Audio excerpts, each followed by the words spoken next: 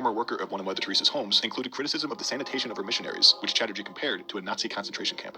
According to a volunteer from one of Teresa's hospices, Mother Teresa ignored many common sanitation protocols, including not boiling water and sterilizing it, and using needles repeatedly, rather than sanitarily disposing of them. When asked why they wouldn't at least sterilize the water used to wash the needles, she reportedly responded with, "There's no point." This feeds into the claim from Hell's Angel that Teresa takes advantage of the poor and terminally ill for opportunities to showcase compassion, rather than a desire to help care for them. These claims are supported by similar reports from Henry Gonzalez, who had also volunteered at one of Teresa's hospices. He claims to have noticed that the volunteers were not vetted, trained, or required to have medical experience, going as far as saying that nobody there was a medically trained physician or nurse. He witnessed nuns reusing needles after only washing them in tap water. He saw nuns wash clothes covered in urine and feces right next to silverware. He even offered to install a water heater because he observed patients bathing in freezing water, or other services to improve overall conditions, but he was told by the nuns that, "We don't do that here. This is the way Jesus wants it." These conditions weren't for lack of funding. Mother Teresa brought in roughly $30 million a year through donations, yet very little of that cash resulted in improvements in the quality of care across her hospices. A senior nun at her order reported nuns were reusing needles despite the vast sum of money in the bank. Hell's Angel host, known atheist Christopher Hitchens, was later quoted in the New York Times as saying that Mother Teresa was less interested in helping the poor than using them as an indefatigable source of wretchedness on which to fuel the expansion of her fundamentalist Roman Catholic beliefs. Teresa supposedly would even tell patients that there is piety in pain, rather than attempting to help treat the pain. This supports the reputation she earned that she would glorify human suffering, rather than try and treat it.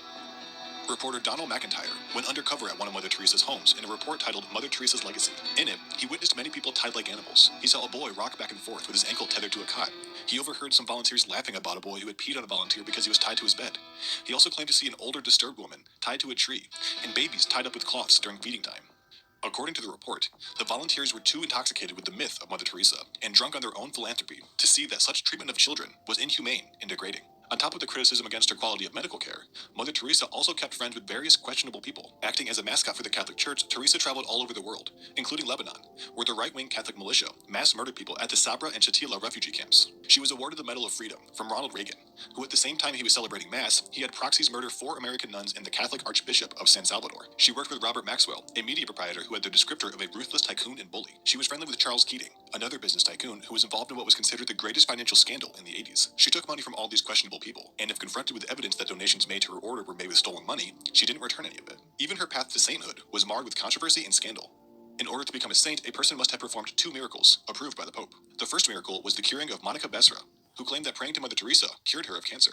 Some critics believed that Besra's tumor was a benign cyst from tuberculosis the whole time, or that the medical treatment she had done was the true miracle of the story. According to Time, Besra's husband even stated, and later retracted, that he believes that the doctors made his wife better, not Teresa. The second recorded miracle that the church claims occurred in 2008, when a man in Brazil stated that his wife praying to Mother Teresa cured his brain infection.